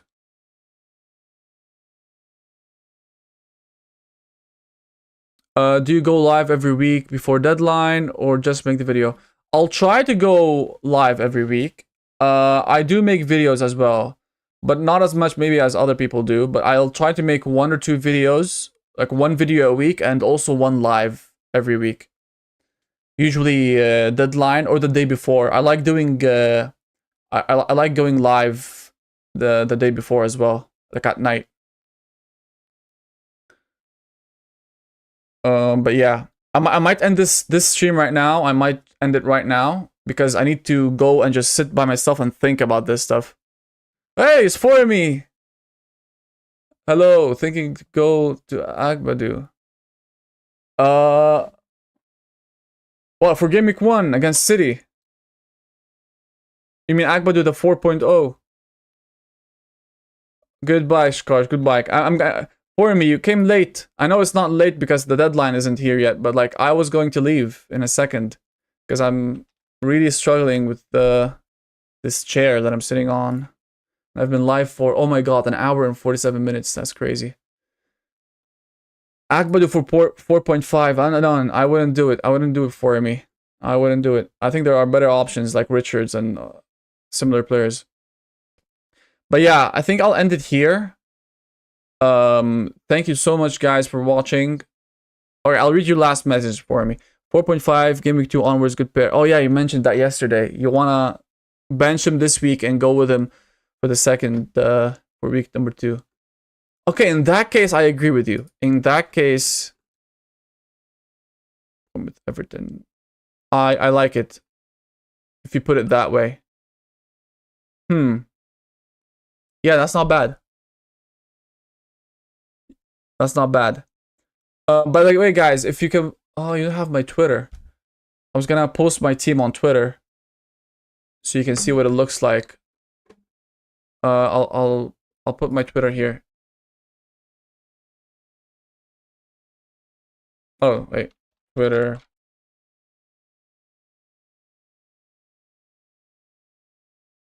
There. Or X. Why am I saying Twitter?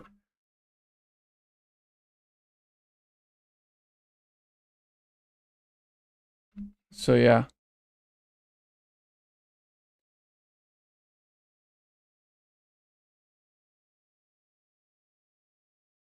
If you want to give me a follow. I don't post that much anyways.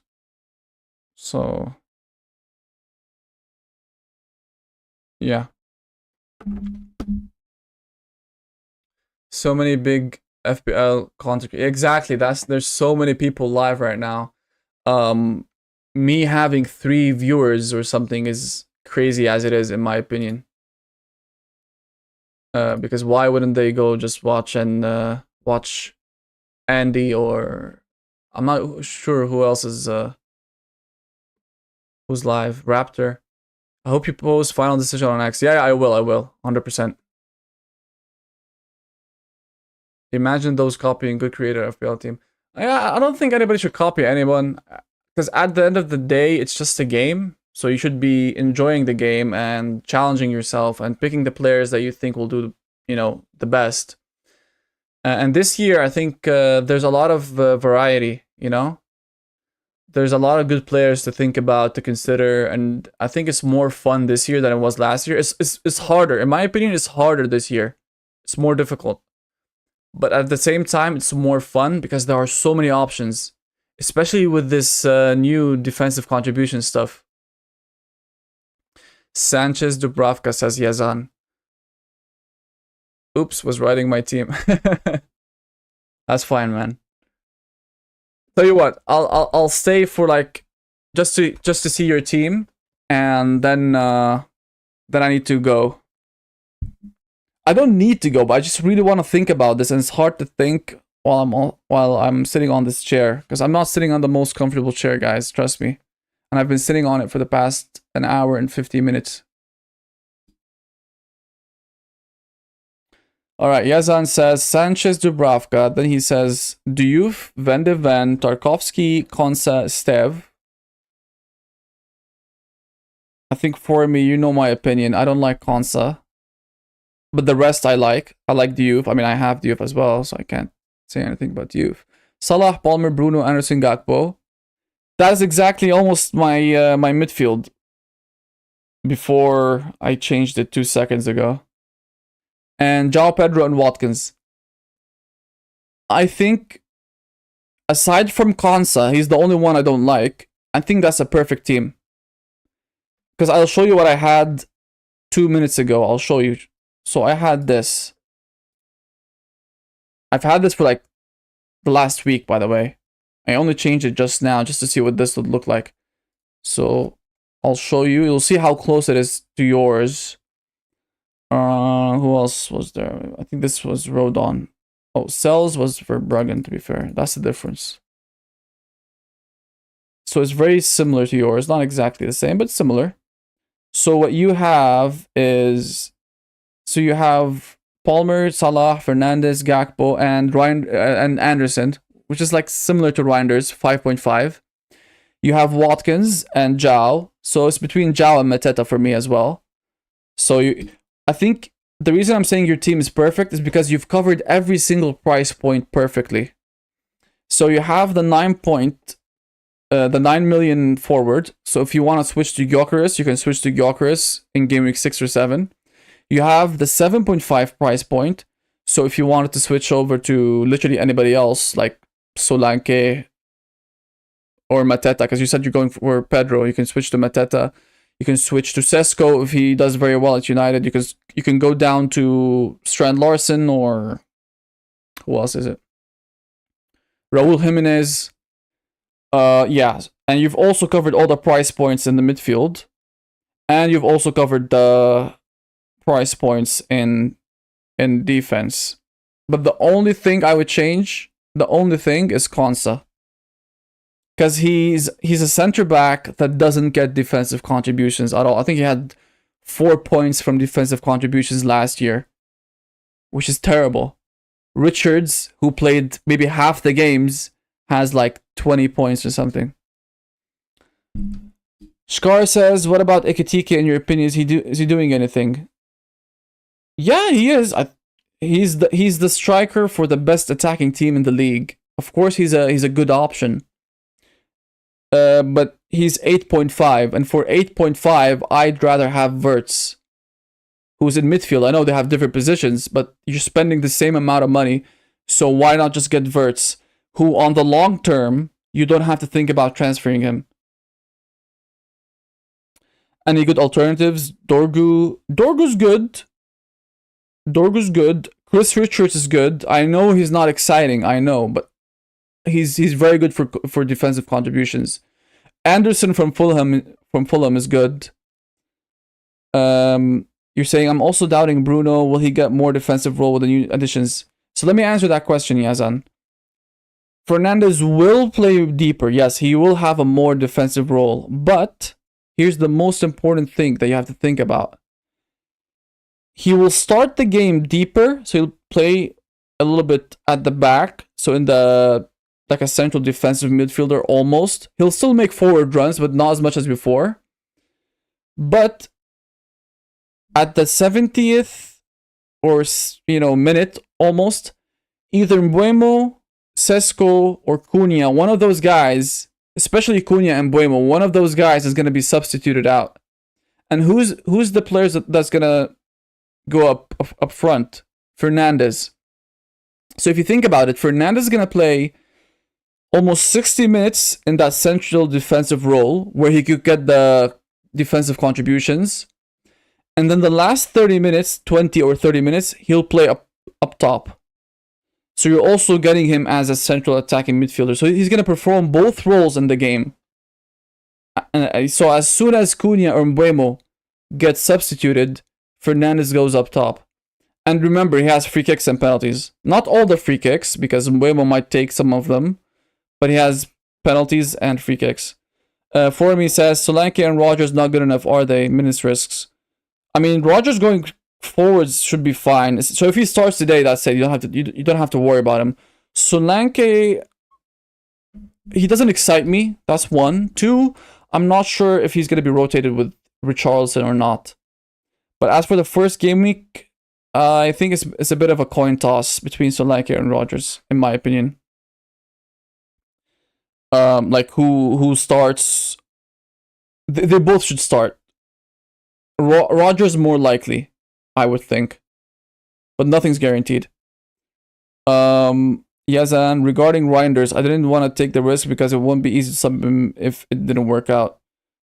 I mean, you could just transfer him to Anderson. By the way, I think I just read that Nottingham Forest signed Douglas Luiz. So, and Douglas Luiz plays as a central defensive midfielder. So he might be taking some minutes from Anderson. I'm not sure. So I just read this right now. Let's all look at it. Douglas Luiz.